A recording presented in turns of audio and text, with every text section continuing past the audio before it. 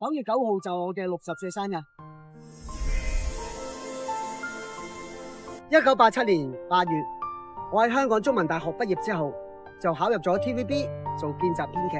到咗1990年1月，我嘅上司兼師傅黎文卓先生監製一部綜藝節目，叫做《笑聲救地球》。裏面我飾演一個經常俾人打嘅角色。點知呢個綜藝節目好受歡迎，成為咗收視冠軍，連老闆邵逸夫先生都請我哋食慶功宴。就係咁，我由幕後轉到幕前。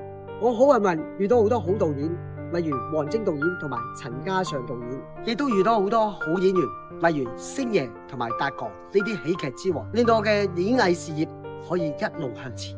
到咗1996年3月，我同 TVB 約滿，加上電影業不景氣，即係彷徨之際，我嘅好朋友康小賢邀請我到香港有線電視兒童台做主持同埋編劇。就係咁，我由無線電視轉到有線電視，即係從冇到有啦。到咗2003年，香港出現非典，市面一片蕭條，連有線電視都要裁員。正當彷徨之際，我嘅好朋友宋韶光先生同埋宋太太提議我返內地發展。佢哋介紹咗好多朋友俾我認識，亦都幫我解決咗好多困難。就係咁，我全家搬到廣州居住。咁多年以嚟，我去咗好多地方演出，亦都領略咗唔同地方嘅風土人情。我有機會演出好多唔同嘅角色，作為演員，我覺得真係無憾啦。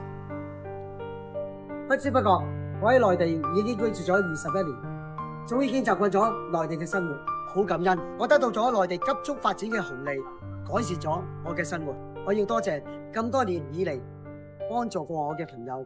9月9號就我嘅60歲生日，我將會花多啲時間同我太太周圍去旅行，因為中國這麼大，我們都想去看看。